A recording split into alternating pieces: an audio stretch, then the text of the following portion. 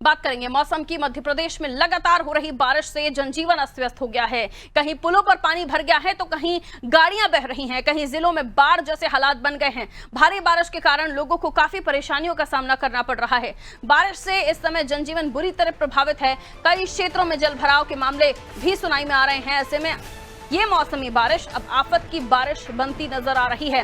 ग्रामीण क्षेत्रों में भी कई जगह नदियों के रपटे और पुल पुलियों के ऊपर से पानी बह रहा है।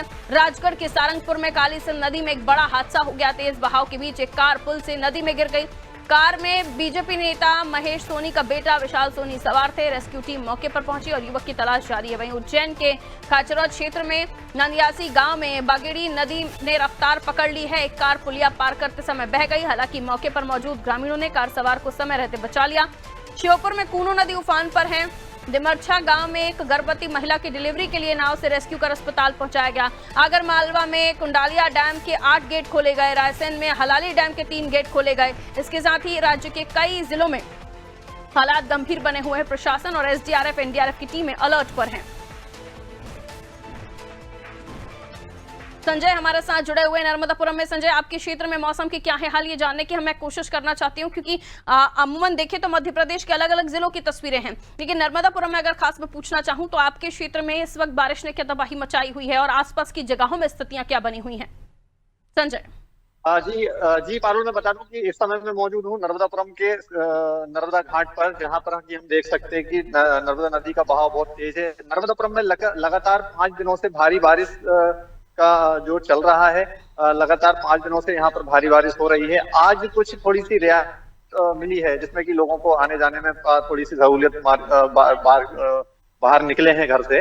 लगातार पिछले 5 दिनों से तेज बारिश के चलते यहाँ पर नर्मदा नदी का जो जलस्तर है वो कल 3 फीट बढ़ गया था, 947 फीट हो गया था। लेकिन आज जो बारिश है वो थम गई है। कभी धूप निकल रही है तो कभी हल्की बारिश का दौर यहाँ पर जारी है।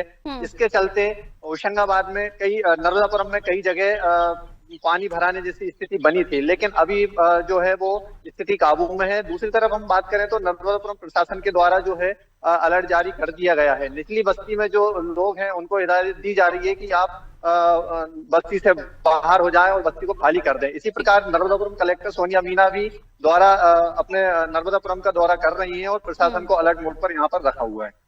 बिल्कुल, यानी नर्मदा भी अपने उफान पर नजर आ रही है, यानी जलस्तर काफी ज्यादा है और इसके साथ ही ये भी कहा जा रहा है कि जो आसपास के क्षेत्र हैं वहां पर भी जलभराव की स्थिति बन गई है। बहुत शुक्रिया संजय। तो अलग अलग जगहों पर गेट खुलने की खबरें भी सामने आ रही हैं। लोगों को कहा गया है कि आप पानी के आसपास के एरियाज में मत जाइए और इसी के साथ जो प्रशासन है वो भी अलर्ट मोड पर दिखाई दे रहा है। हालांकि कई जगहों पर जो बारिश है बहुत तेजी से लगातार बनी हुई, तो कई जगहों पर अल्टरनेट डेज पर हम बारिश देख रहे हैं, यानी आज हुई तो कल नहीं हो रही, कल हो रही है तो उसकी दूसरे दिन नहीं हो रही। इस तरह से भी रुख देखा जा रहा है। कल बहुत तेज बारिश थी नर्मदापुरम में, आज हल्की धूप है।